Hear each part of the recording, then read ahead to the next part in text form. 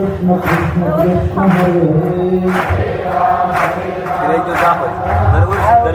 दरवर्षी बंद गेल्या वर्षी दाखवलं होतं. हरे राम राम हरे हरे, हरे कृष्ण कृष्ण कृष्ण हरे हरे.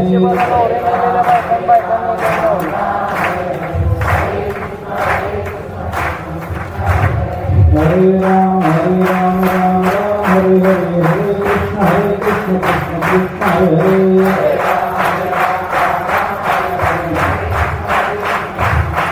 पुंडरीक वरदे विठ्ठल श्री ज्ञानदेव तुकाराम. येतुदेनी अपैसया सुतलाची आहासी धनंजया, घेई मज प्रकाशनिया सोडविन तुते. भगवान श्री कृष्ण अर्जुनाला सार रूपाने उपदेश करतात, त्याचा विचार आपण करतो. सर्वार्थानं भगवत शरणागती स्वीकारलेला, भगवंताच्या एकरूपतेचा प्रत्यय आलेल्याला कोणत्याही पापाचा संबंध येत नाही हे भगवान बोलले. तुझं कोणताही पाप मी शिल्लक ठेवणार नाही. पाप पुण्य मी झाल्यानंतर जे पाप शिल्लक राहील, असं प्रारब्ध रूपानं राहील असं तुला वाटतं, ते माझ्या बोधी वायाने होऊन जाईल.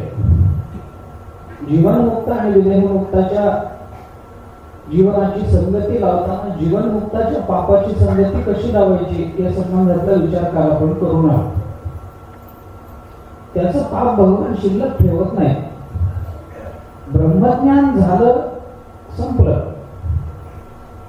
जीवनमुक्त झाला म्हणजे विदेहमुक्त झालाच. जीवनमुक्तीनंतर विदेहमुक्ती करता पुन्हा काही वेगळे प्रयत्न काही कारण नाही. फक्त देह प्रारब्ध हो एवढाच मध्ये काही तो अडपडला. एकदा ते संपून गेलं, प्रारब्ध संपून गेलं की जो जीवनमुक्त आहे तोच विदेहमुक्त आहे. त्याला पुन्हा जन्माला येण्याचं कारण नाही. पण जीवनमुक्त असताना त्याच्या जीवनामध्ये पूर्वी घडलेल्या जे पाप त्याचं उर्वरित उरले ते असं जे प्रारब्ध होतं, त्या प्रारब्धाचं काय करायचं. भगवंतानं त्याचा विचार सांगताना सांगितलं उपनिषदाच्या अर्थानं की बाबा ते पाप त्याच्याकडे राहत नाही. मग कुणाकुणाकडे काय काय जातं. तसे पुत्रा दायम उपयंते सुवधा साधू कृत्यः द्विषंतः पाप, साधू कृत्यम द्विषंतः पाप कृत्य. त्याचं जे दाय म्हणजे त्याच्याकडे प्राप्त झालेली, त्याला प्राप्त झालेली जी संपत्ती आहे ती त्याच्या पुत्राकडे जाते. त्याचं जे पुण्य कर्म असतं ते सुहृदाकडे जातं आणि जे त्याचं पाप कर्म असतं ते त्याच्या द्वेष करणाऱ्या लोकांना, निंदा करणाऱ्या लोकांना भोगावं लागतं. महात्म्याची निंदा एवढ्याच कारणानं करायची नाही. महात्म्याचं पाप आपल्याकडे यायचं काही कारण नाही, पण द्वेष करणाऱ्या लोकांना त्या पद्धतीचं पाप भोगावं लागतं. मागे आपण बोलून आलो, कालही तो विचार झाला. म्हणजे भगवान म्हणतात माझ्या बोधी वायाने होऊन जाईल ते गेलं. त्याला ज्ञानोबारांनी एक दृष्टांत दिलाय. त्या दृष्टांताचा थोडासा विचार काल आपण शेवटच्या विचारामध्ये करत होतो. जळी पडली या लवणा सर्वही जळ होय विचक्षणा, तुझं मी अनन्य शरणा होईन तैसा. पाण्यामध्ये मीठ पडलं, पाण्याशी एकरूप झालं, तसं मला जो शरण येईल तो माझ्याशी एकरूप होईल. आता मिठाचं म्हणून वेगळेपण त्या पाण्यामध्ये काही शिल्लक राहत नाही, अस्तित्वात राहत नाही. तो सर्व जळ होय विचक्षणा, ते मीठ सगळं जळच होऊन गेलं. आपली शंका थोडी राहिली होती त्या संबंधामध्ये. एक वाक्य बोलतो, फार काही हे नाही, तुम्ही तांडव म्हणून महत्वाची वाटते एवढंच आहे. शंका काही फार महत्वाची नाही. ज्ञानोबा म्हणतात तुझं मी अनन्य शरणा होईन तैसा. तू जर मला अनन्य शरण झालास, आलास, अनन्यतेनं शरण आलास, शरण आलास म्हणजे अनन्यतेनं मला तू जाणून घेतलंस, मी तुला तसा होईन तैसा. होण्याचं कर्म मिठाकडे लावायचं का पाण्याकडे लावायचं. मीठ पाणी होतं का पाणी मीठ होतं. मीठच पाणी होतं. आणि ज्या वेळेला मीठ तयार होतं तेव्हा ते मीठ कोण होतं.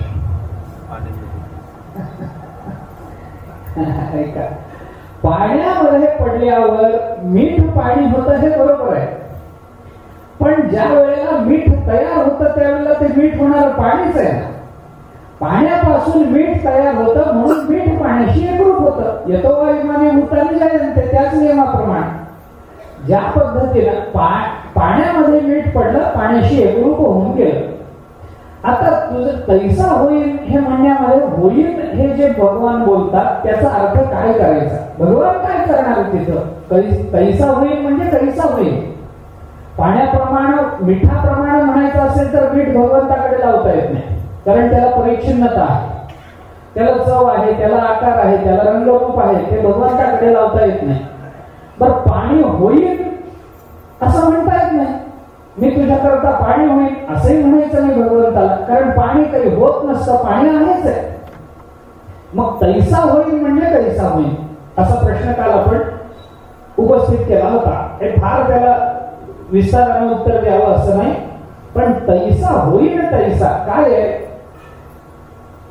अवांतर वाक्यामध्ये वापरलेली क्रियापद आणि जीव ब्रह्मैक्य प्रतिपादनामध्ये वापरलेली क्रियापद, या क्रियापदांचे अर्थ वेगवेगळ्या पद्धतीने लावले पाहिजे असं संकेत आहे.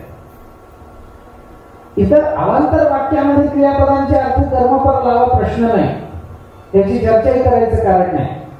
परंतु जीव ब्रह्मैक्य प्रतिपादनामध्ये जीव आणि परब्रह्माचं ऐक्य ज्या वाक्यामध्ये सांगितलं गेलेलं आहे त्या वाक्यामध्ये वापरलेली क्रियापद ही क्रियेची वाचक नसतात, ती अवस्थेची वाचक असतात. तिथं क्रिया अपेक्षितच नाही. होईल म्हणजे काय होईल आणि होण्याची क्रिया तिथं अपेक्षितच नाही. जी परमात्मा संबंधानं ऐक्याचा विचार सांगताना वापरलेली क्रियापद ही क्रियापद क्रियेची नाही, उलट ते होण्यामध्ये, ते ऐक्य होण्यामध्ये जे प्रतिबंध येतात त्या प्रतिबंधाच्या निवृत्तीची अपेक्षा त्या क्रियापदामधून असते. होईल तैसा म्हणजे काय, तू माझ्याशी एकरूप न होण्यासाठी जे काही कारण आडवं येतात, जे काही प्रतिबंध मध्ये आडवं येतात, तू माझ्याशी एकरूप होण्यामध्ये त्या प्रतिबंधाची निवृत्ती करणारा मी होईल अशी संगती त्याची लावावी लागते. प्रतिबंधाच्या निवृत्ती करता ती क्रियापद वापरावी लागतात. ती क्रियापद क्रियेची वाचक म्हणून वापरायची नाही, ती क्रियापद अवस्थेची वाचक म्हणून वापरायची. आपण नेहमी उदाहरण देतो, घटाकाश आणि महाकाशाचा विचार करताना घट नावाच्या उपाधीचा नाश झाला तर घटाकाश महाकाश रूप झालं. हे झालं हे जे क्रियापद लावलं त्याच्यामध्ये काय झालं, काहीच झालं नाही.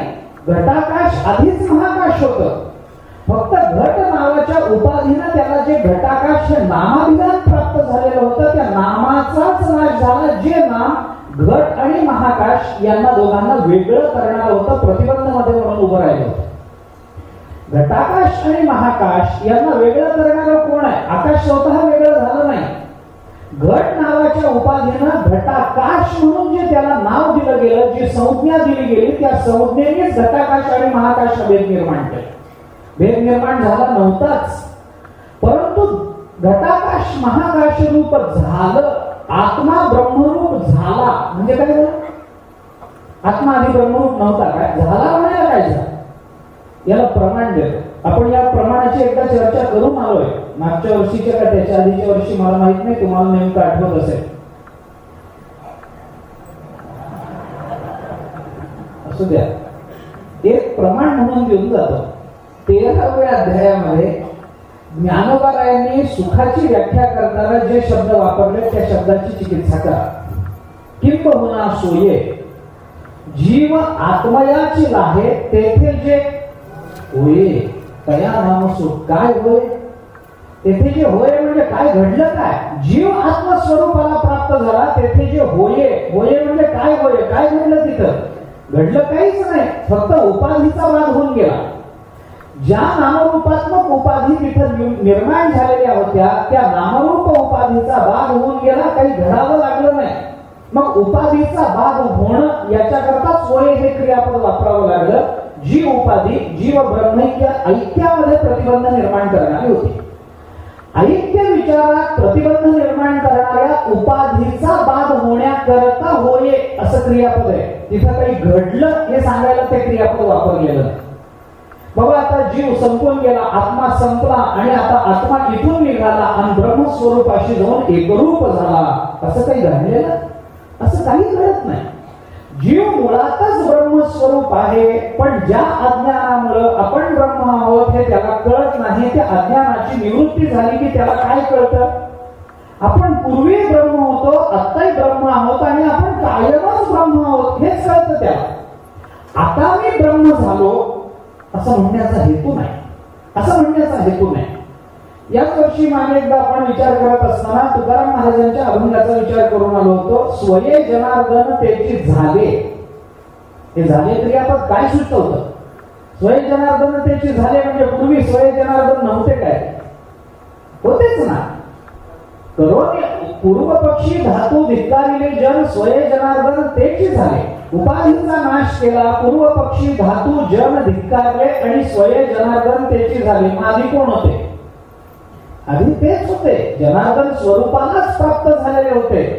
पण ज्या उपाधीनं त्यांना आपलं जनार्दनत्व लक्षात आलं नव्हतं त्या उपाधीचा नाश झाला म्हणून झाले हे क्रियापद वापरलं.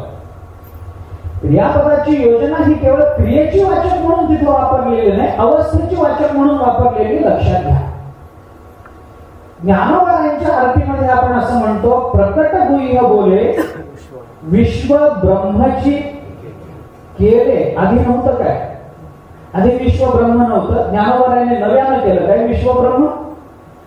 ज्ञानोबरांनी विश्व ब्रह्म केलं नाही, हे विश्व ब्रह्मरूप आहेच आहे. कारण ब्रह्म या जगताचं, या विश्वाचं अभिन्न निमित्त उपादान कारण आहे. निमित्त आणि उपादान कारण एकच असल्यामुळे हे विश्व आधीपासूनच ब्रह्म होतं. मग ज्ञानोबरांनी काय केले? प्रकट गुह्य बोले विश्व ब्रह्मची केले. काय केले? ज्ञानोबरांनी हे विश्व उचललं आणि ब्रह्मस्वरूपाशी एकरूप करून टाकलं. हा चिखलाचा गोळा उचलला आणि त्या गोळ्यामध्ये एकरूप करून टाकला. असं काही विश्व ब्रह्म केलं काय? केलं म्हणजे काय केलं ज्ञानोबरांनी? काहीच केलं नाही.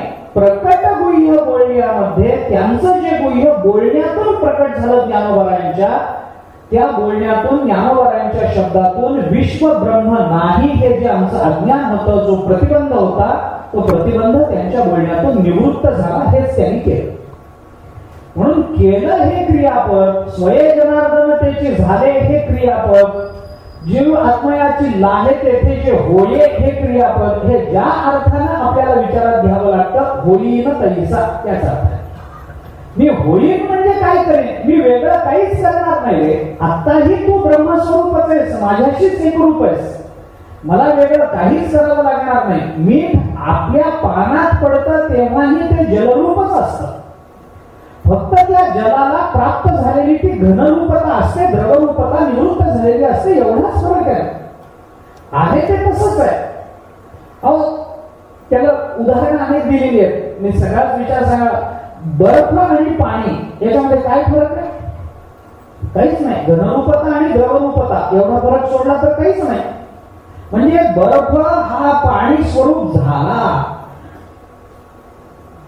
ऐका, बर्फ ठेवलेला असतो, काहीतरी कारण असेल त्याला, काही कारणाकरता वाटीमध्ये बर्फ ठेवला.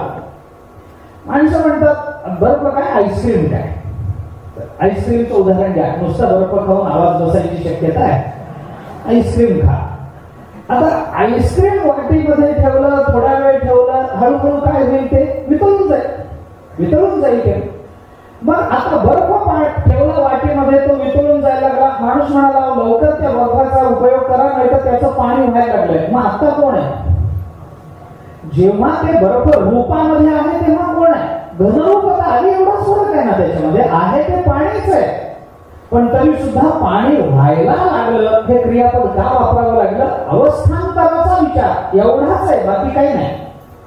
मध्ये येणाऱ्या प्रतिबंधाच्या निवृत्ती करता ते क्रियापद काम करतं. क्रियेचं वाचन म्हणून काम करत नाही, अवस्था सांगण्याकरता फक्त ते क्रियापद काम करतं. तैसा होईल तैसा, तसं म्हणण्यामध्ये मी होईल म्हणजे माझ्यामध्ये नवीन काहीतरी होईल असं नाही. मी त्या पद्धतीनं होईल म्हणजे तुला माझ्याशी एकरूप करून घेण्यामध्ये जे प्रतिबंध निर्माण झालेले आहेत ते प्रतिबंध तुझ्या करता मी दूर करीन, एवढ्याच अर्थानं ते होईल तैसा, एवढाच विचार त्याच्यामध्ये आहे. असो, ज्ञानोबा बोलतात, अशा पद्धतीनं अर्जुना तू जर माझ्याशी एकरूप झालास तर कोणतंही पाप तुझ्या जीवनामध्ये शिल्लक राहणार नाही. उरलेलं पाप सुद्धा माझ्या बोधे वायाने होऊन जाईल, तेही पाप निवृत्त होईल. मग आता पुढं काय? आता या सगळ्या विचाराचं सार सांगताना ऐका, श्लोकाचा उपसंहार इथं आता आला. मा शुचः, शोक करू नकोस, हे फल आहे. तू मला शरण आलास, मी तुझ्या सगळ्या पापाची जबाबदारी घेतो. फक्त तू मला अनन्य भावानं शरण ये, सर्व धर्माचा परित्याग कर आणि शोक करू नकोस. या सगळ्याचा फलरूपानं, सार रूपानं विचार आता 2 ओव्यामध्ये ज्ञानोबाराय पुढे बोलतात. काय करायला पाहिजे? ज्ञानोबारायांनी सांगितलं, येतुले आपैसया सुटलाची आहासी धनंजया, घेई मज प्रकाशनिया सोडविन तुते. इथे थोडा एक विचार महत्वाचा आहे, तोही बोलतो. आधी थोडा विचार त्याचा सांगतो सरळ वाक्यामध्ये. इतकं जर तू केलंस, इतकं केलंस म्हणजे काय केलंस?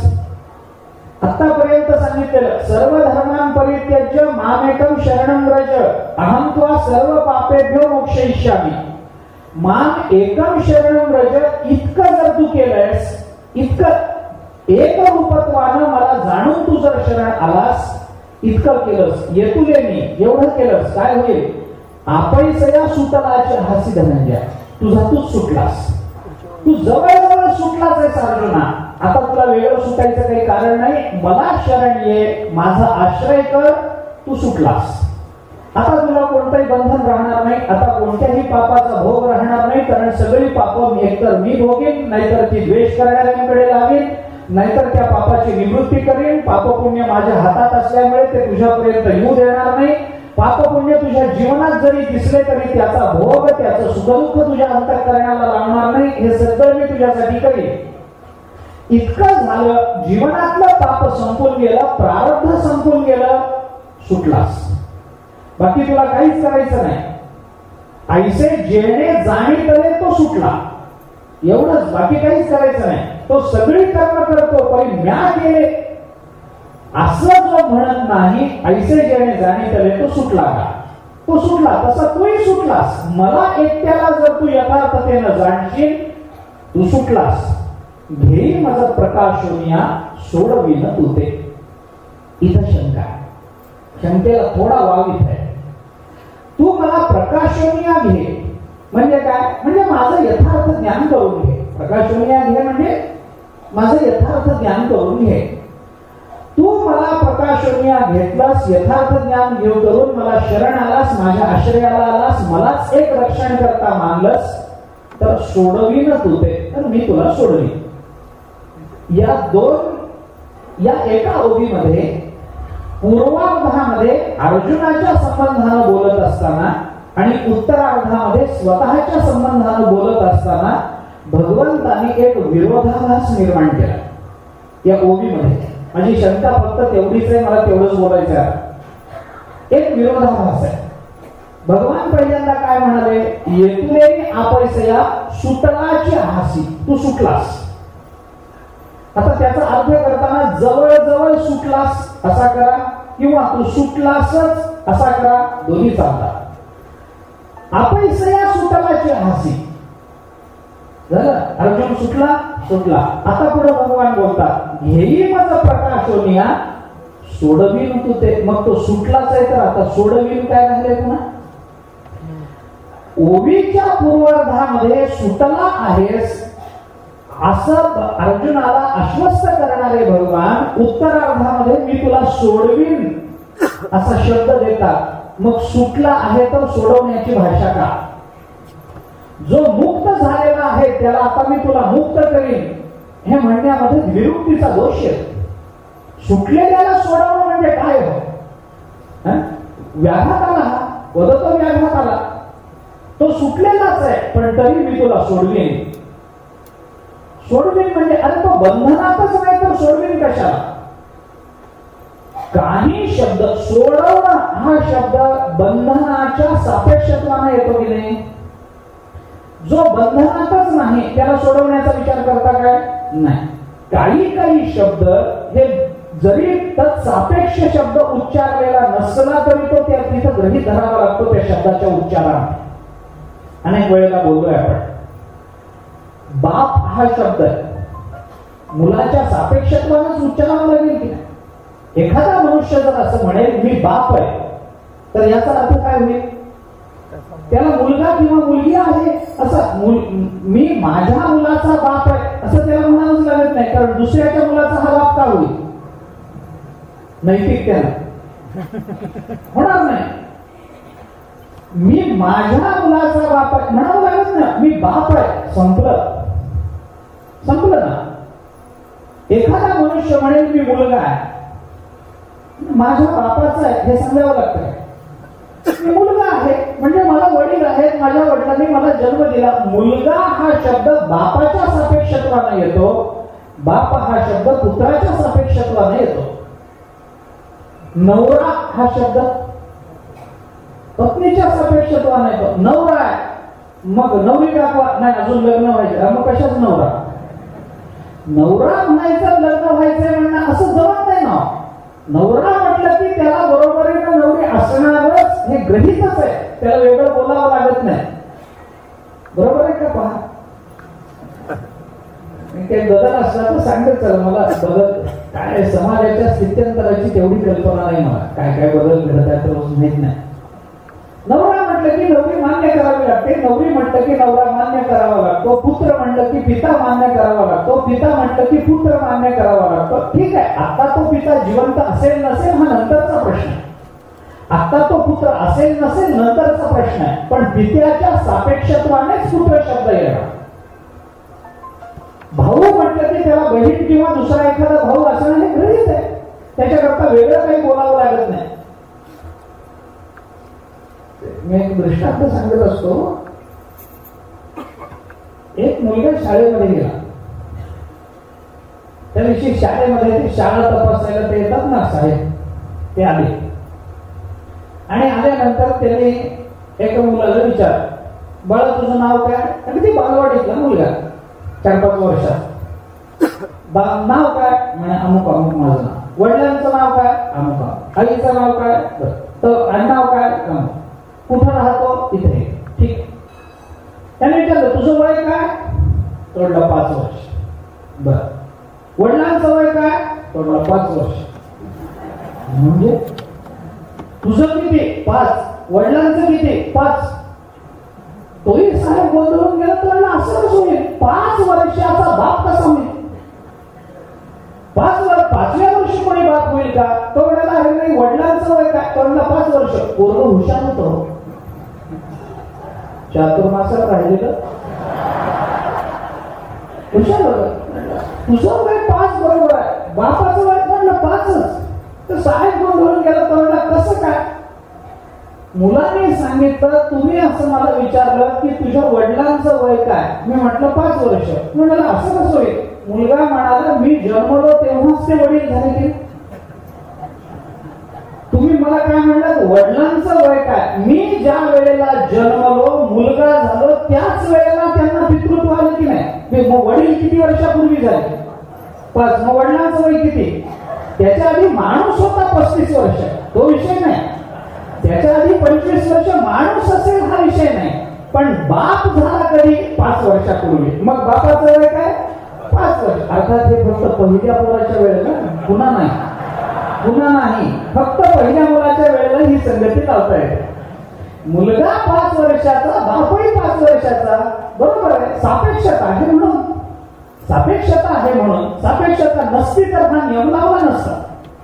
म्हणजे मुलाच्या सापेक्षत्वानं बाप, बापाच्या सापेक्षत्वानं पुत्र, पत्नीच्या सापेक्षत्वानं पती, असे जे सगळे शब्द येतात तसे अनेक शब्द आहेत. असे तरण, ज्ञानदेव म्हणे तरलो. तरण, पोहणं हा शब्द कशाच्या सापेक्षत्वानं येतो? पाण्याच्याच की नाही. जमिनीवर कोणी म्हणतं काय? तरलो म्हणून. तरण हा शब्द आला की नदीतून, समुद्रातून, तलावातून म्हणजेच पाण्यातून हाच विषय गृहीत धरावा लागतो. ज्ञानोबा कुठे म्हणत नाहीत मी भवसागरातून तरलो म्हणून. ज्ञानोबा म्हणतात तरलो आता उद्धरिलो गुरुकृपे. अभंगाचा संपूर्ण विचार केला तर कुठं माया नदीचं रूपक नाही, कुठं संसार नदीचं रूपक नाही, समुद्राचं रूपक नाही, काहीच नाही. पण तरलो असं जरी ज्ञानोबा बोलत असले तरी त्याचा अर्थ करताना भवसागरातून तरलो असं अर्थ करावा लागेल की नाही. सागर हा शब्द तिथं उल्लेखनीय नाही, पण तरी सुद्धा तरण या क्रियेच्या सापेक्षत्वानं पाणी याचा आग्रह आपल्याला धरावा लागेल. एका माणसाला मी विचारलं तुम्हाला पोहता येतं का? तो म्हणला कधी कधी येतं, कधी कधी येत नाही. म्हणलं असं कसं होईल, कधी कधी येतं कधी कधी नाही? म्हणजे तो म्हणला पाण्यात असलं की येतं, बाहेर असलं की येत नाही. बाहेर पोहायची गरजच काय? पाण्यात असलं की पोहता येतं हे सांगावं लागतं का? अरे पोहण्याचा संबंध पाण्याशीच आहे, तो जमिनीशी नाहीच आहे. तसा सुटण्याचा संबंध, माझा मुद्दा आहे, सुटण्याचा संबंध कशाशी आहे? बांधलं जाण्याशी. जो बांधलाच गेला नाही तो सुटला असं म्हणण्यात काय तात्पर्य?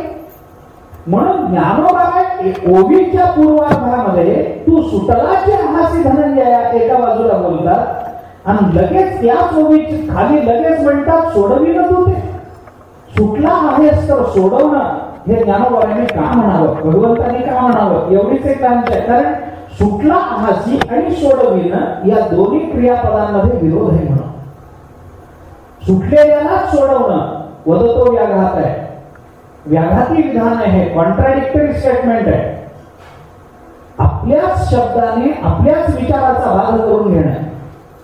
सुटलाय तर मग सोडवीन का, त्याचं उत्तर देऊन पुढे चालतो. सामान्य शंका, पण ते एकाच ओवीत आल्यामुळे मी जरा संभ्रमात पडलो. आपैसया येतुले आपैसया सुटलाची हासी धनंजय एवढं जर करशील अर्जुना तर तू सुटलाच आहेस असं समज. पण जर तू घेई माझा प्रकाशनीय सोडवी न तुझे मग मी तुला सोडवी. हे असं का? त्याचं कारण असं,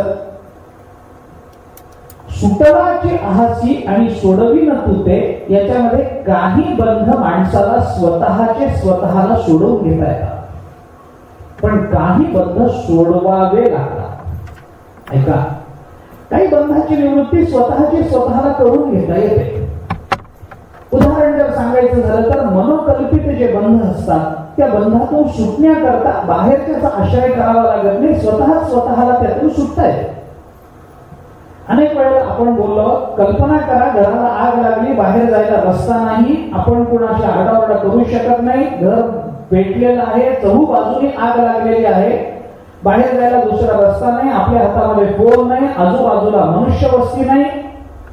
आता अशा आगीतून सुटण्याकरता काय करा?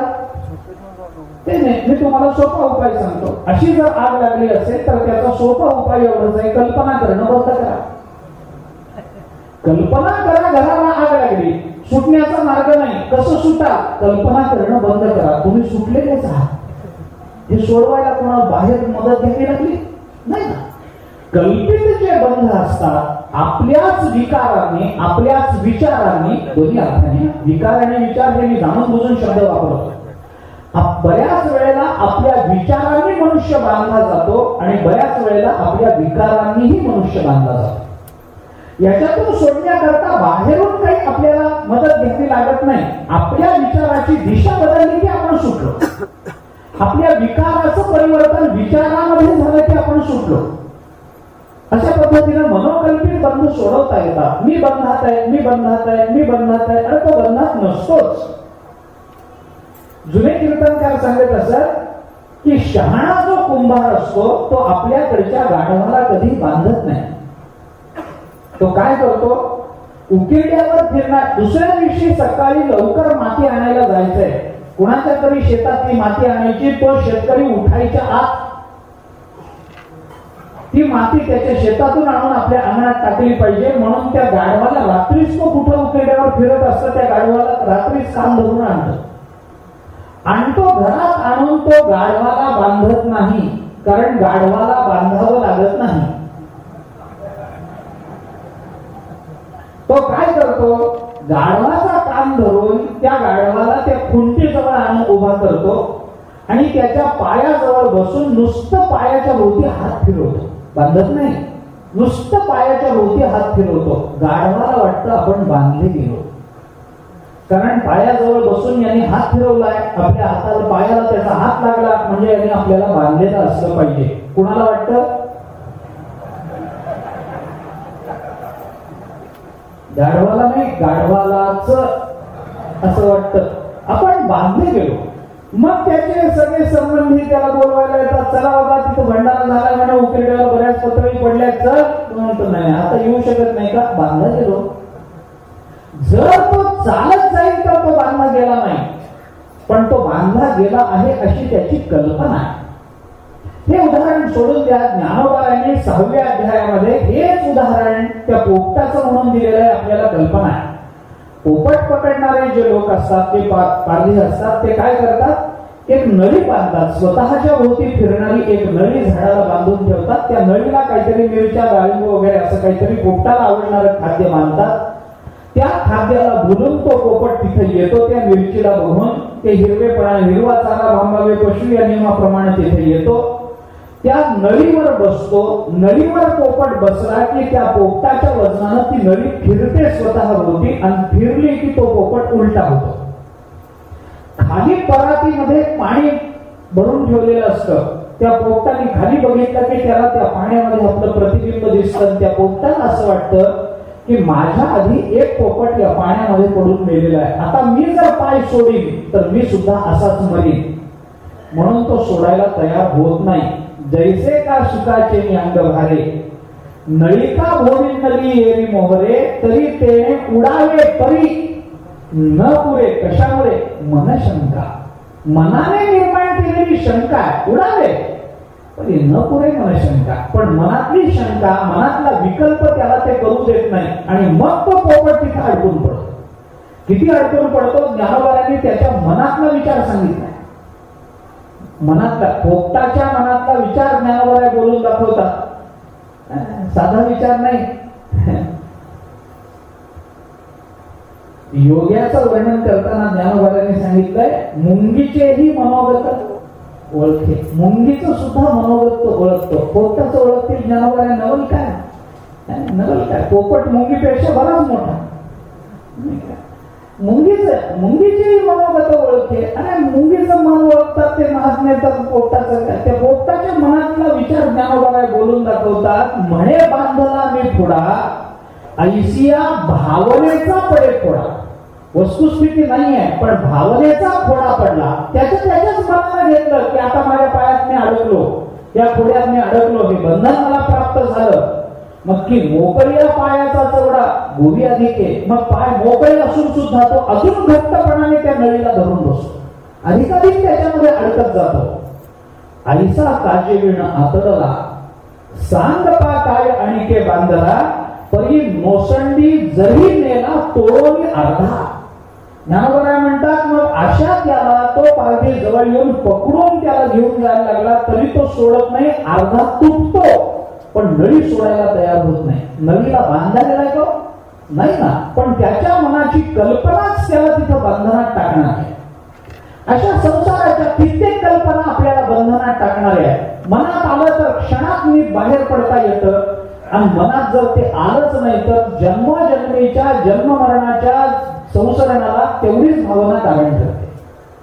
क्षणात बाहेर पडणं शक्य आहे, पण मनामध्ये ते राहिलं तर बाहेर पडणं शक्य होत नाही. मनशंका, मनोकल्पित अशा ज्या गोष्टी असतात, अशी जी बंधनं असतात, ती खरं म्हणजे तोडण्याकरता बाहेरून कुणाची मदत घ्यावी लागत नाही. अजून दुसरं एक उदाहरण आपल्याला देता येतं. ज्ञानोबांनीच 18व्या अध्यायामध्ये दिलेलं उदाहरण आहे. 2 उदाहरणं देतो अजून. याच 18व्या अध्यायामध्ये ज्ञानोबांनी आधी एक चिंतन मांडलंय. आपलं बंधन तोडण्याकरता बंधनाचाच उपयोग केला पाहिजे, आणि बंधनच बंधनाला तोडणारं ठरलं पाहिजे. ऐसी कर्मे कर्मबद्धता, मुमुक्षु सोडविले पंडुसुता, जैसी रसनीती मरिता राखीला विषय. ज्ञानोबा बोलतात, कर्मे कर्मबद्धता मुमुक्षु सोडविले पंडुसुता. हे पंडुसुता, कर्मे कर्मबद्धता मुमुक्षु सोडविले. मुमुक्षु कर्मबद्धता कर्मे सोडविले. बद्धता कशामुळे निर्माण झाली, कर्मामुळे.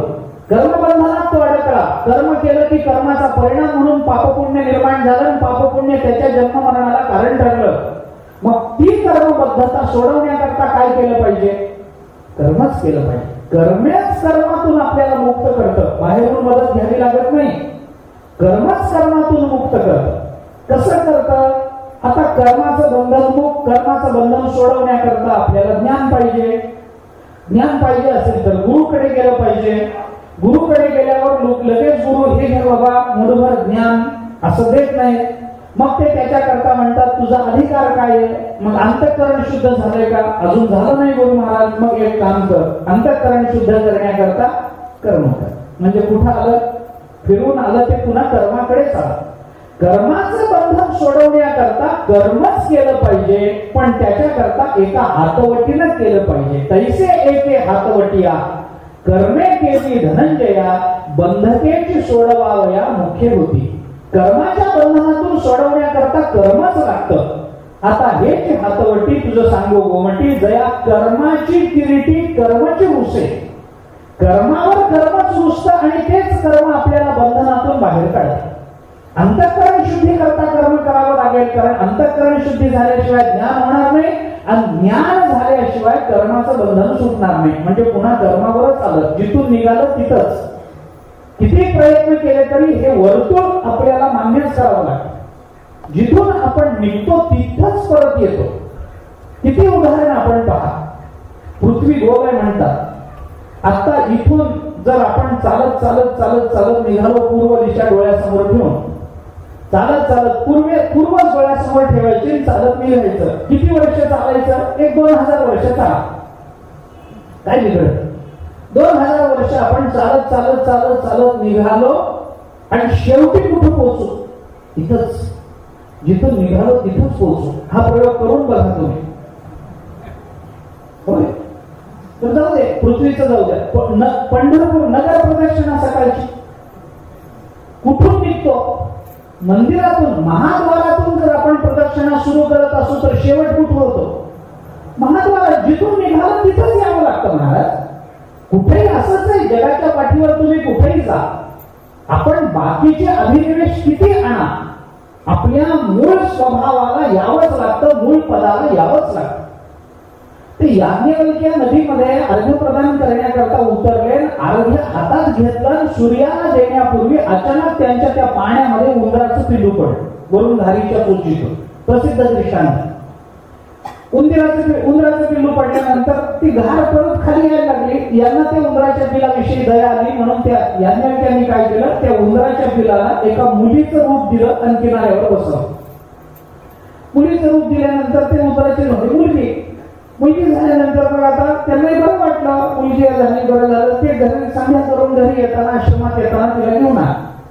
मोठी व्हायला लागली, त्यांना मदत करायला लागली. पूजेला बसले की फुलं तोडून आणून दे, सडा टाक, रांगोळी घाल, अमुक कर तमुक कर, यज्ञाची तयारी करून दे, संध्येचं आसन मांडून ठेव, हे कर, आंघोळीला गेले तर धोत्राच्या निऱ्या करून ठेव. मुलगी काम करायला लागली. मुलीसारखी मुलगी हळूहळू मोठी झाली, लग्नाचं वय झालं. आता तिचं लग्न झालं पाहिजे असं याज्ञवल्क्यांना वाटलं. याज्ञवल्क्यांनी तिला विचारलं, लग्न करायचंय? करायचंय. तुमची इच्छा असली तर करायचंय. कुणाशी करशील? त्यांनी सांगितलं तुमची इच्छा. मला मुलगी तुम्ही केलं, त्याच्यामुळे माझं काय करायचं तुम्ही ठरवा. तुम्ही ज्याच्याशी माझी गाठ बांधून द्या, मी जाईल तिथं.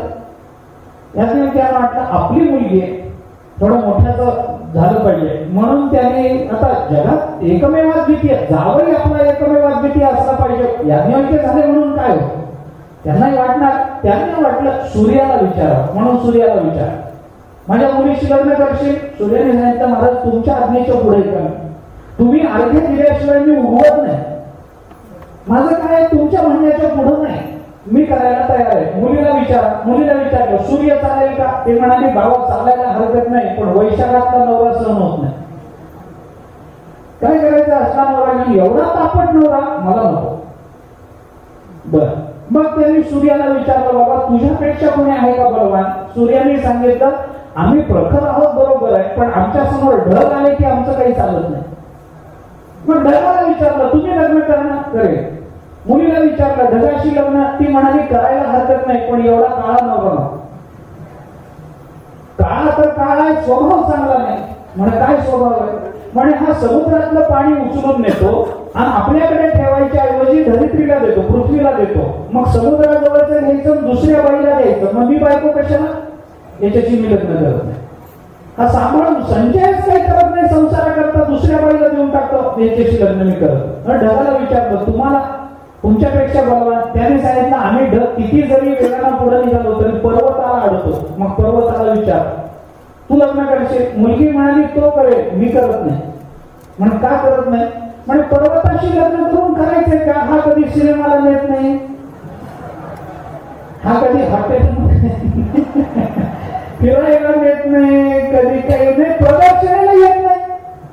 याला काय याच्याशी लग्न करून काय इथंच बसलेला राहतो कायमचा. असला मला असला नवरा नको, आणि तेवढा आवाज हवे असला नवरा नको, आवाज हवे नवरा नको.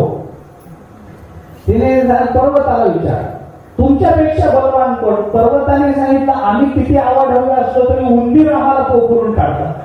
मग उंदराला विचारलं तू म्हणाल. मग त्या मुलीला विचार, उंदीर चालेल? ती म्हणाली हा पड, हा मला आवडला. उंदरापासून निघालं तर उंदरापर्यंतच यावं. तुम्ही किती वर्तुळ किती मोठे घ्या, ज्या बिंदूपासून प्रारंभ झाला तिथंच यावं लागतं, हा नियम आहे.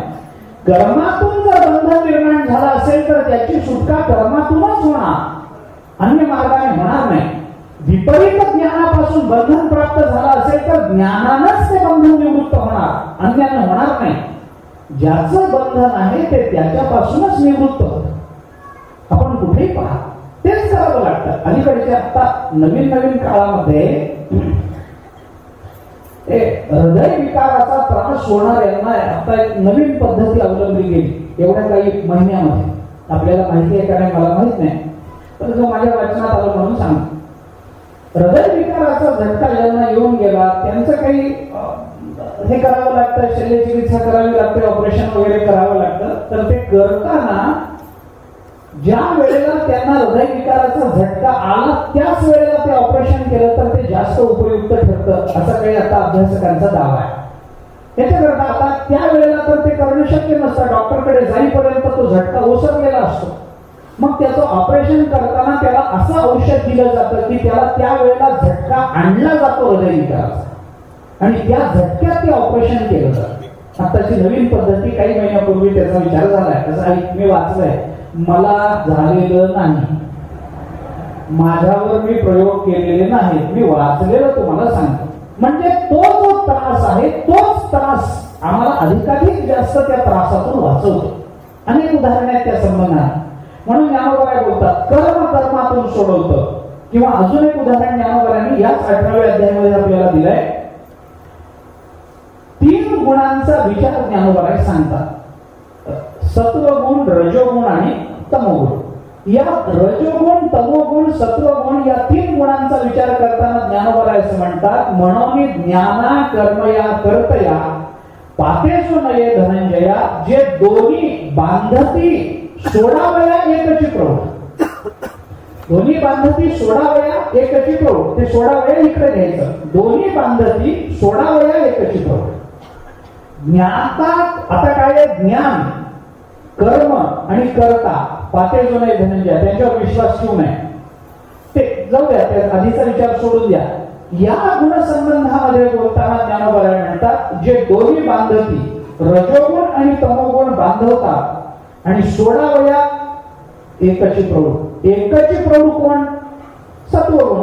रजोगुण आणि तमोगुण आपल्याला बांधतात आणि सत्वगुण आपल्याला सोडवतो. बरोबर.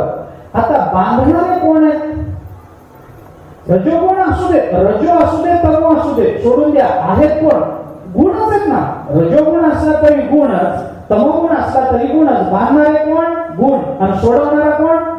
गुणच. सत्व असला म्हणून काय झालं? गुणच आहे, तोही गुणच आहे. त्यामुळं गुणांच्या बंधनातून गुणच सोडवतात, कर्माच्या बंधनातून कर्मच सोडवतं. असे त्या बोलताना आपणच बंधनात आहोत तर आपण वैरी होतो. आपणच जर मनात आणलं तर तो सुटून जातो. काही बंधनातून सोडवण्याकरता बाह्य वस्तूचा आश्रय, बाह्य मदतीचा विचार करावा लागत नाही.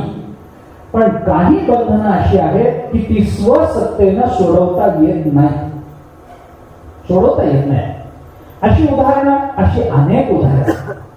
तुकाराम महाराजांनी देवाला केलेल्या प्रार्थना जर बघितल्या तर कितीतरी ठिकाणी त्राहे त्राहे त्राहे सोडवी अनंता, लागो दे ममता तुझे पायी. देवा सोडवी सोडवी अनंता, सोडवा बाबा, ह्या कर्मातून, या दुस्तर कर्मातून मला सोडवा. तुकोबारायांची प्रार्थना आहे. तुकोबारायांचा शब्द आहे, सोडविल माझा स्वामी निश्चयसी, प्रतिज्ञा आहे दासी केली आम्ही, सोडवी त्याला सोडवा. अरे तुमचं बंधन आहे, तुम्हीच बंधनातून बाहेर पडा. नाही, काही बंधनातून असं बाहेर पडता येत नाही, कारण ही बंधनं जरी स्वकृत वाटत असली तरी ती इतकी अनादी आणि दृढ अज्ञानाने ती बंधनही इतकी दृढ झालेली असतात की आमचा केवळ सामान्य विचार त्या बंधनाच्या निवृत्तीला उपयोगी ठरत नाही. बंधन आहे लोखंडाच्या साखळीचं, आणि तुम्ही जर टाचणीनं ते सोडवायला लागलात तर ते जसं संयुक्तिक होत नाही, तसं बंधन आहे आपल्याला आत्मस्वरूपाचं, आणि आपण जर ते वृत्ती ज्ञानानं सोडवण्याचा प्रयत्न करायला लागलो तर तेही संयुक्तिक होत नाही. ज्ञान आमच्याकडे नाही असं नाही, पण आत्मस्वरूपाच्या अज्ञानाच्या निवृत्ती करता ज्या ज्ञानाची आवश्यकता आहे ते ज्ञान आम्हाला स्वसामर्थ्यानं मिळवता येत नाही. बाकी काही असू दे, त्या ज्ञानाचा अधिकार आपल्याला स्वसामर्थ्यानं संपादित करून घेता येईल, एवढं आपल्याला करता येईल. पण ते ज्ञान प्राप्त करून घ्यायचं असेल तर आपली स्वतःची सत्ता काही करू शकत नाही. म्हणून उपनिषदांनी सुद्धा चिंतन करताना गुरुकडे जा, विज्ञानार्थम गुरुमेव अभिगच्छेत, समित पाणी श्रोत्रियम ब्रह्मनिष्ठम हा उपदेश केला. तो तेवढाच करता काय, कर्माचा विचार करून अंतःकरण शुद्धी करून घेणं आणि ज्ञानाचा अधिकार प्राप्त करून घेणं हे कदाचित आपण आपल्या सामर्थ्यावर करू शकतो. अहो मला सांगा, चांगलं वागावं, नैतिकतेनं वागावं हे सांगण्याकरता उपनिषदाची गरज आहे काय? साधा विचार आहे, कुणालाही हे पटतं. चोरी करू नये हे सांगायला कोणी ज्ञानोदयच पाहिजे नाही. चोरालाही कळतं की आपण करतोय ते चुकीचं आहे, हे करतो ते नैतिक नाही हे चोरालाही कळतच असतं. खून करणारा मनुष्य काही फार आनंदानं खून करतो असं नाही, आपलं कर्तव्य करणं म्हणून खून करतो असं नाही, आपण करतो ते पाप आहे हे त्यालाही कळतच असतं. कळत नाही असं. व्यसन करणाऱ्या माणसाला व्यसन आपल्याला मारणार आहे हे कळतच असतं. अशी कितीतरी उदाहरणं आहेत. याच्याकरता प्रवचनाची गरज नाही, याच्याकरता कीर्तनाची, संतांची, उपनिषदाची, वाङ्मयाची गरज नाही. हे ज्याचं त्याला कळतं, स्वाभाविकतेनं कळतं. दुसऱ्यांना त्रास होईल असं आपण वागू नये, कळतं की नाही आपल्याला, आपण वागत नाही हा भाग वेगळा, पण कळतं की नाही, कळण्यापुरतं का होईना, त्या भूमिकेपुरतं का होईना, पण आपल्याला हे ज्ञान आहे. काही गोष्टींकरता यांची गरज नसते, परंतु आपल्याला जे अज्ञान आहे ते अज्ञान. म्हणून तर उपनिषदांनी कर्माचा विचार करत असताना नैतिकतेनं वागा हे करण्याकरता बाहेरची मदत घेऊ नका. पण नैतिक वागल्यानंतर, आपल्या कर्तव्य कर्माकडे प्रवृत्त झाल्यानंतर, सत्कर्म केल्यानंतर आपलं अंतःकरण जे शुद्ध होतं, त्या शुद्ध अंतःकरणामध्ये पडणारं तत्वमसी महावाक्य, त्याच्याकरता मात्र, त्या उच्चाराकरता मात्र गुरुची आवश्यकता आहेच आहे. माझं अंतःकरण शुद्ध झालं म्हणून मीच तत्वमसी हे महावाक्य उच्चारलं आणि माझा मलाच बोध झाला असं होत नाही. अंतःकरण मीच स्वच्छ केलं, बरोबर. परीक्षा लोकान कर्मचितान तस्मात् ब्राह्मणा निर्वेद मायानास्य कृतः कृतेन इथपर्यंत बरोबर आहे. पण सविज्ञानार्थम गुरुमेव अभिगच्छेत, समित पाणी श्रोत्रियम ब्रह्मनिष्ठम हे अभिगच्छेत हे करावंच लागेल, तिथपर्यंत जावंच लागेल. गुरु ते ज्ञान, ज्ञानी आत्मदर्शन, दर्शनी समाधानात जावं त्यांच्याकडे, तिथं जा. मग ते कोण आहे ते चालत, ते ज्ञानाचे बिंब कसे आहेत, मग त्यांना ओळखायचं कसं, ते ज्ञान पैगावरवे, जरी मनी आधी आणावे तरी संताया भजावे सर्वस्वेशी, हे करावंच लागेल. मग तिथे गेल्यानंतर मग आपल्या अंतःकरणातला भाव, काही प्रश्न त्यांना विचारायचे आणि त्यांचा विचार ऐकल्यानंतर मग आपला संकल्प बाधित होणार, मग आपला सगळा अज्ञान बाधित होणार, मग आपल्याला परब्रह्म स्वरूपता प्राप्त होणार हे नंतर. पण तिथं जाणं, त्यांची सेवा करणं, तिथं निरपेक्ष भावनेने राहणं, काही मिळवण्याकरता, स्वार्थाकरता म्हणून कोणतीही क्रिया न करणं, हे सगळं करावंच लागेल. हे आपल्या सत्तेनं आपल्याला करता येईल, कारण ब्रह्मजिज्ञासा ही माणसाच्या अंतःकरणात स्वाभाविक आहे. मला सुखाची प्राप्ती व्हावी असं या जगात कुणाला वाटत नाही, सगळ्यांना वाटतं. बरं, जे सुख मिळावं असं वाटतं ते सुख दुःख रहित असावं असं कुणाला वाटत नाही, सगळ्यांना वाटतं. दुःख रहित असणारं सुख आपल्या जीवनातून निवृत्त होऊ नये असं कुणाला वाटतं, सगळ्यांनाच वाटतं. दुःख राहित्य जे जीवनामध्ये आहे ते दुःख गेलेलं पुन्हा येऊ नये असं कुणाला वाटतं? सगळ्यांनाच वाटतं. मग गेलेलं दुःख येऊ नये, आलेलं सुख जाऊ नये ही भावना जर सर्वत्रांच्या ठिकाणी समानत्वानं आहे तर तोच मोक्ष. मोक्ष काय वेगळा? हीच ब्रह्मजिज्ञासा झाली. याची अपेक्षा सगळ्यांच्या ठिकाणी आहे. आणि मग सर्वांच्या ठिकाणी जर ब्रह्मजिज्ञासा असेल तर त्याचा अधिकार प्राप्त करून घेण्याकरता आवश्यक असणारं सत्कर्म हे कदाचित आम्ही आमच्या सामर्थ्यानं करू शकतो. पण सत्कर्मानं अंतःकरण शुद्ध झाल्यानंतर त्याच्यामध्ये प्राप्त होणारा जो बोध आहे तो आमच्या सत्तेनं आम्ही काही करू शकत नाही. बाकी ज्ञान आम्हाला मिळवता येते, बाकी काही करता येत. म्हणून या श्रुतीवर भाष्य करताना आचार्यांनी स्पष्ट म्हटलं, ज्ञानार्थम गुरुमेवाभिगच्छेत समीपाणी श्रोत्रियम ब्रह्मनिष्ठम हे सांगताना आचार्यांनी स्पष्ट शब्दामध्ये निर्देश केलाय, शास्त्रज्ञ अपि स्वातंत्र्येण ब्रह्मज्ञानान्वेषण न कुर्या गुरुमेव अभिगच्छेत. तो शास्त्रज्ञ जरी असेल, शास्त्रज्ञ म्हणजे वैज्ञानिक नव्हे, शास्त्रज्ञ म्हणजे शास्त्राचा जाणता, शास्त्रज्ञ शास्त्रांना जाणणारा, सकळ शास्त्रे हाता येतील असं म्हणतात ना, तो ते शास्त्र जाणणारा असा जो आहे तो शास्त्रज्ञ अपि स्वातंत्र्येण, तो स्वतंत्र जरी असला, ब्रह्मज्ञानान्वेषण स्वातंत्र्येण नाही. ब्रह्मज्ञानाचं अन्वेषण त्याला आपल्या स्वतंत्र बुद्धीनं करता येणार नाही. गुरुमेव अधिगच्छेत, गुरुकडेच गेलं पाहिजे. मग गुरु आपल्याला काही तत्वमसी महावाक्याचा बोध देतील, काही करतील, आपला अधिकार बघून उपदेशाची रीत ठरवतील, पद्धती ठरवतील आणि कधी ना कधीतरी त्यांच्या कृपा आशीर्वादानं आपण मुक्त होऊ, आपलं बंधन सुटेल. हा नंतरचा भाग झाला. पण याच्यामध्ये विचार काय लक्षात घ्या, ही जी बंधनं आहेत ही बंधनं आपल्या सत्तेने आपल्याला सोडवता येणार नाही. मनोकल्पित जी बंधनं असतात ती सोडवण्याकरता बाहेरचा कोणताही विचार नको. पण अज्ञानाचं बंधन दूर करण्याकरता केवळ स्वतःचा विचार नको. तिथं गुरुचं चिंतन, तिथं भगवत कृपा हीच झाली पाहिजे. आता अजूनही त्याच्या पुढे एक विचार मी सांग, लक्षात घ्या. एकीकडे भगवान असं बोलतात सुटलाची हासी धनंजया आणि दुसरीकडे भगवान असं बोलतात सोडविन तुते. सुटलाची हासी आणि सोडविन या दोन्हीतलं अंतर काय? या दोन्ही मध्ये काय त्याला इंग्रजीमध्ये रीडिंग बिटवीन द लाईन्स म्हणतात. तसे दोन वाक्यांच्या मध्ये दोन ओळींच्या मधला अर्थ वाचता आला पाहिजे. एका वाक्यामध्ये सुटलास आणि एका वाक्यामध्ये सोडविन, मग याच्या मध्ये काहीतरी कडी असली पाहिजे, ते अदृश्य आहे. अजून एका पद्धतीने आपल्याला विचार करता येईल. सुटलाची हासी धनंजया याच्यामध्ये मल विक्षेप या दोन्हीचा विचार करा. या दोन्हीतून सुटलाची हासी, पण आवरण जे शिल्लक राहिलं आहे सोडवी नव्हते ते मी सोडले. बाकी तू मल विक्षेप तुझ्या सामर्थ्यानं तू सुटून गेलास, एवढं जर सगळं तू करशील तर मल विक्षेप गेले, पण आवरण असं सहजासहजी जाणार नाही, ते सोडली. असा एक विचार आपल्याला करता येतो, विस्तार करत नाही. आणखी एका पद्धतीने याचा विचार करणं आपल्याला ज्ञानाची संगती लावणं शक्य आहे. भगवान असं म्हणतात, येतुले आपैसया सुटलाची हासी धनंजया. कशातून सुटलास? कशातून सुटलास? बंधनातून सुटलास. कोणतं बंधन?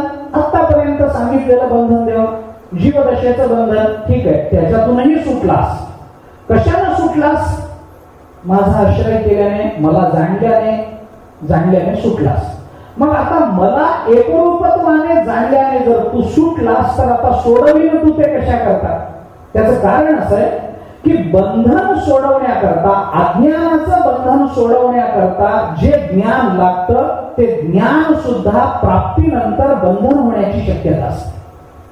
ज्ञानाचं सुद्धा बंधन असतं, अज्ञानाचंच बंधन असतं असं समजायचं कारण नाही. ज्ञानोबराने अनुभवामृतामध्ये आपल्याला प्रमाणाने याचा विचार सांगितला.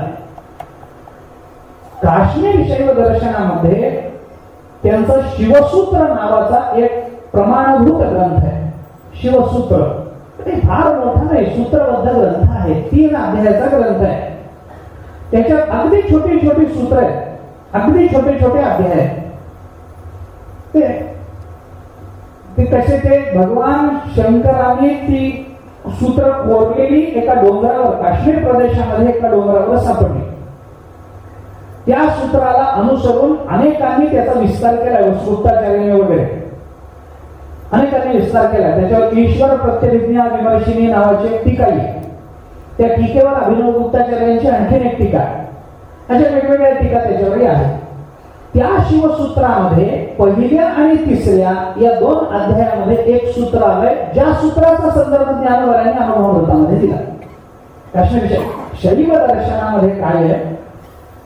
आपल्याकडे जसं उत्तर मीमांसा हे दर्शन आहे, या दर्शनामध्ये वेगवेगळे विभाग आहेत. याच्यामध्ये उत्तर मीमांसेमध्ये मध्वाचार्यांचं द्वैत दर्शन येतं, विशिष्टाद्वैत येतं, द्वैताद्वैत येतं, शुद्धाद्वैत येतं, केवलाद्वैत येतं. तसं शैव दर्शनामध्ये वेगवेगळे येतात. त्याच्यामध्ये नकुलिश पाशुपतही येतं, त्याच्यामध्ये वीरशैव येतं, आणि या सगळ्या शैवामधली अद्वैत विचारधारा जी आहे ती काश्मीरी शैव दर्शन. काश्मीरी शैव दर्शनाच्या या ग्रंथामध्ये एक सूत्र पहिल्या आणि तिसऱ्या अध्यायामध्ये येतं. त्याच्यात त्या पहिल्या अध्यायात त्या सूत्राचा विचार नाही, तिसऱ्या अध्यायामध्ये जे सूत्र आलं त्याचा संदर्भ ज्ञानवरांनी घेतला. सूत्र 2 शब्दाचं आहे, ज्ञानम बंधः. संपलं.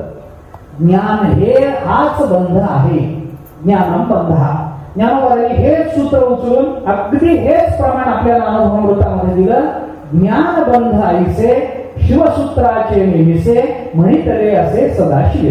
ज्ञानवरांनी अनुभवामृतामध्ये चिंतन सांगितलं, ज्ञानबंध आहे असं शिवसूत्रामध्ये भगवान शंकरांनी सांगितलेलं आहे.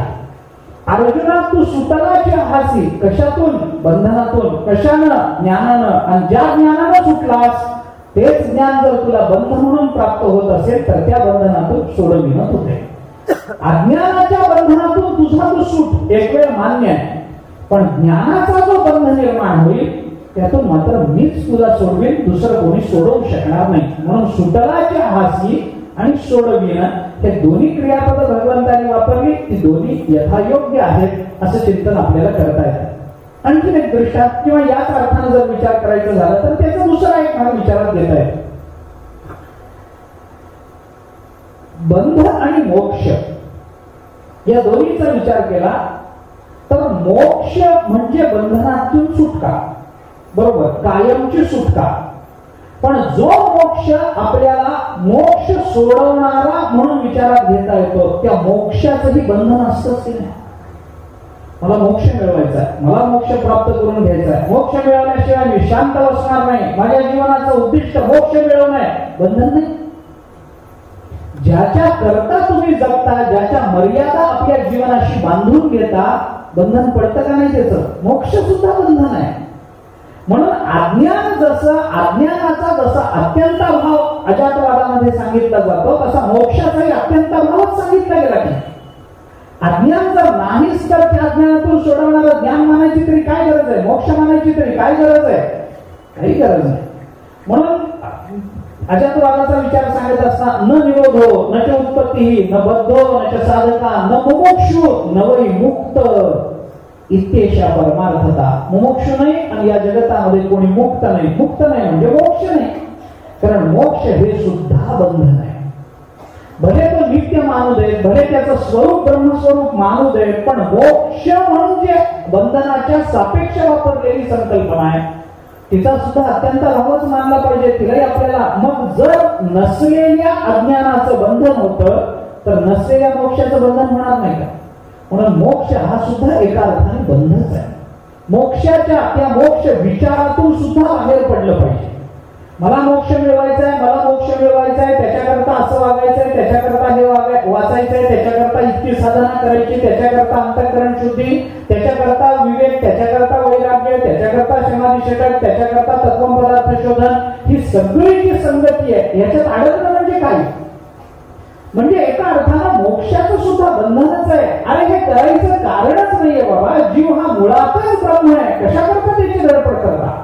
पण तरी सुद्धा त्याचा एवढा विचार केला जातो. चातुर्मासचे चातुर्मास या मोक्षाच्या चिंतनाकरता व्यतीत केले जातात. हे काय? एका अर्थाने बंधनाचंच हे फक्त वेगळं रूप आहे, एवढंच आहे. बंधनाचं एक रूप बंध म्हणून जसं आपल्या डोळ्यासमोर येतं तसं मोक्ष म्हणून ते रूप डोळ्यासमोर येत नाही म्हणून पटायला अवघड जातं. नाहीतर मोक्ष हे सुद्धा एका अर्थाने बंधनच आहे. म्हणून अर्जुना, तू बंधनातून सुटशील पण मोक्षातून तुला सोडवायला मीच आहे.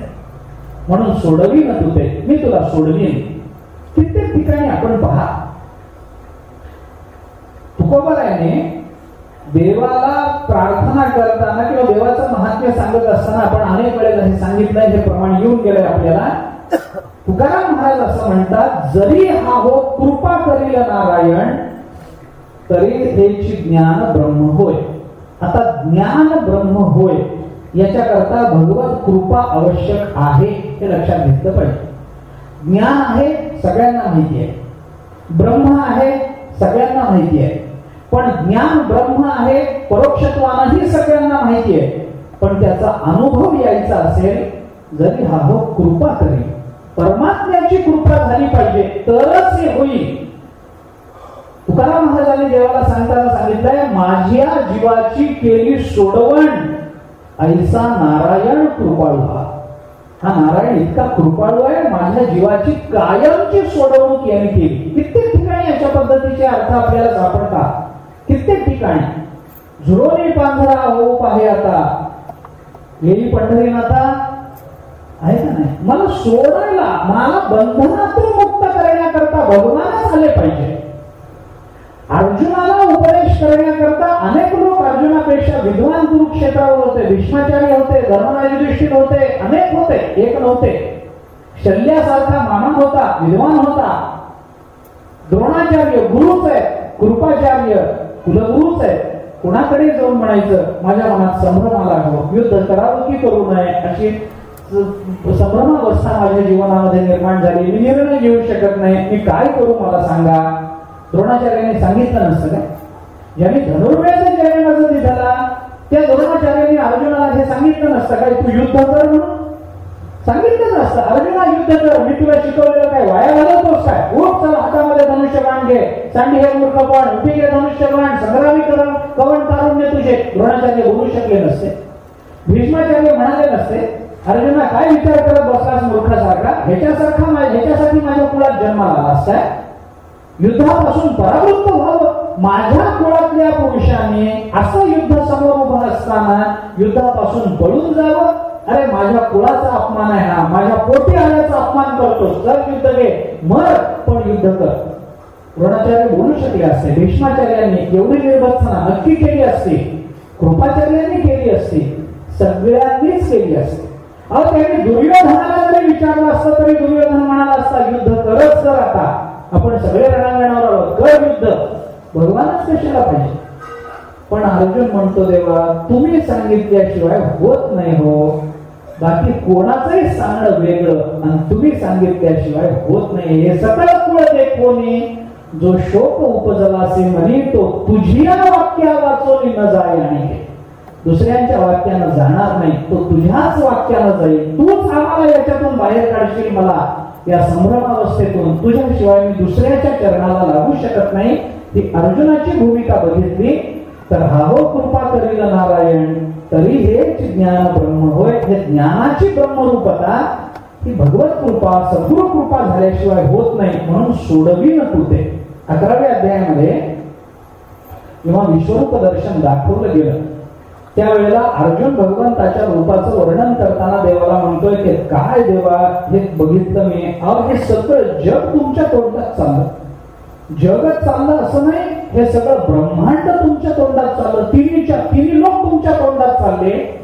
आणि जाताना हे देवलोकातले देव तुम्हाला काय म्हणतात देवा तुम्ही ऐकलंय का? तुम्हाला प्रार्थना करताना हे देव असं म्हणतात, देवा अविद्यार्णवी पडलो, जी विषय वागुरे आतुडलो, स्वर्ग संसाराशी साकडलो दोही भागी. हे देव देवाला म्हणतात, भगवंताला म्हणतात, देवा म्हणे आम्ही अविद्यार्णवी पडलो, अविद्येच्या या सागरामध्ये आम्ही पडलेलो आहोत, अज्ञानाच्या विषय वागुरे आतुडलो, विषयाच्या जाळ्यामध्ये आम्ही अडकलो आणि स्वर्ग नरक या द्वंद्वामध्ये आम्ही दोन्ही बाजूने पार चेमटले गेलेलो आहोत देवा. मग काय करा? आईचा आमुचे सोडविणे तुझं वाचून तुझे म्हणे, तुझ्याशिवाय आम्हाला आता याच्यातून सोडवणार कोण आहे? म्हणजे काही सोडवणूक देवाकडूनच व्हावी लागते. ती देवाची असेल, ती मुमुक्षुची असेल अथवा ती बद्धाची असेल. पण आपल्याकडे कृपेचा विचार करताना ईश्वर कृपा, ग्रंथ कृपा, सद्गुरु कृपा, अंतःकरण कृपा या कृपेचे जे प्रकार सांगितले कशा करता सांगितले? त्या कृपा म्हणजे त्यांच्याकडून केलेली सोडवणूकच असते. काही सोडवणूक अंतःकरणाकडूनच व्हावी लागते, काही सोडवणूक ग्रंथाकडूनच व्हावी लागेल, काही सोडवणूक सद्गुरूकडूनच व्हावी लागेल, काही सोडवणूक परमात्म्याकडूनच व्हावी लागेल. अशा पद्धतीच्या या सोडवण्यातून अर्जुन जर बाहेर पडणार नसेल तर अर्जुना आतापर्यंत तुला जे साधन सांगितलं त्या साधनातून तू साधन रूपातून सुटशील, पण साध्य रूपातून सुटणार नाहीस म्हणून सोडविलं तू ते. अज्ञानातून सुटशील पण ज्ञानातून सुटणार नाहीस म्हणून सोडविलं तू ते. कोणत्याही अर्थाने आपण विचार करून पहा, अशा वेगवेगळ्या अर्थानं भगवंतानं सुटलाची हासी आणि सोडवेन असे दोन्ही शब्द अर्जुनाच्या संबंधात वापरले. आणि भगवान असं म्हणतात, या कारणे पुढती हे आधी न वाहे चित्ती मज एकासी ये सुमती जाणवणी शरण. म्हणून या कारणानं अर्जुना पुढती हे आधी चित्ती न वाहे. आधी याचा अर्थ मानसिक रोग, मानसिक रोग याचा अर्थ इथला अर्थ घ्या शोक. कारण शोकाचा विचार श्लोकामध्ये बोलून दाखवलाय. मा शुचहा, शोक करू नकोस. शोक म्हणजे मानसिक, आणि ही मानसिक व्याधी जी आहे किंवा मानसिक रोग जो आहे तो आता चित्तामध्ये तू वागवू नकोस. आणि काय कर, मज एकासी सुमती जाणून शरण. आणि चांगल्या मतीच्या चांगल्या बुद्धीच्या अर्जुना, कारण का आतापर्यंत इतका बोध दिलाय की अर्जुनाच्या बुद्धीतले सगळे विकल्प नष्ट झाले आणि विकल्प रहित बुद्धी अर्जुनाची झाली, म्हणून त्याला विशेषण दिलं सुमती. चांगल्या मतीच्या अर्जुना, शुद्ध बुद्धीच्या अर्जुना, आता तुझी बुद्धी शुद्ध झाली, आता तुझं चित्त शुद्ध झालं, आता तुला वेगळं काही करावं लागणार नाही. एकदा चित्त शुद्ध झालं, आता बाकी काही करावं लागलं नाही. थोडं राहिलं, तत्वमसी महावाक्य एवढंच राहिलं, तू जवळजवळ सुटलाच आहेस. पण तू मला एकाला एकरूपत्वानं जर शरण आलास तर आता कोणताही शोक तुला करण्याचं कारण नाही. मज एकासी जाणवणी शरण, मज एकासी जाणवणी शरण ये, एकासी जाणवणी शरण ये. या अर्थानच आपण आतापर्यंत तो विचार करून आलो, तसाच अन्वय लावला पाहिजे. शरण येणं म्हणजे जाणणं, जाणणं म्हणजे शरण येणं, अशा दोन्ही अर्थाने किंवा शरणागती असा अर्थ भक्तीपर लावू नये. ज्ञान भक्ती या अर्थानं आपल्याला याचा विचार करता येतो. असं तुम्हाला शरण ये असं भगवान बोलतात. आणि या सगळ्या श्लोकाचा समारोप इथे करतात, मा शुचहा, शोक करू नकोस. कारण शोक केल्याने काय होतं, मागचे सगळे केलेले प्रयत्न शोकाने वाया जातात. शोकाने काय होतं, पुढच्या प्रयत्नांना आपलं शोकमय झालेलं अंतःकरण हे मदत करत नाही. आपला अधिकार शोकामुळे नष्ट होत असतो. हे सगळे शोकाचे दुष्परिणाम म्हणून आपल्याला पाहता येतात. म्हणून तू शोक करू नकोस, ही व्याधी आपल्या अंतःकरणाला लावून घेऊ नकोस, हे भगवान बोलले. त्याचा आणि या सगळ्याचा समारोप केल्यानंतर आता ज्ञानोबा काय बोलतात या श्लोकाच्या संबंधानं त्याचा थोडासा विचार करायचा उद्या. कुंडली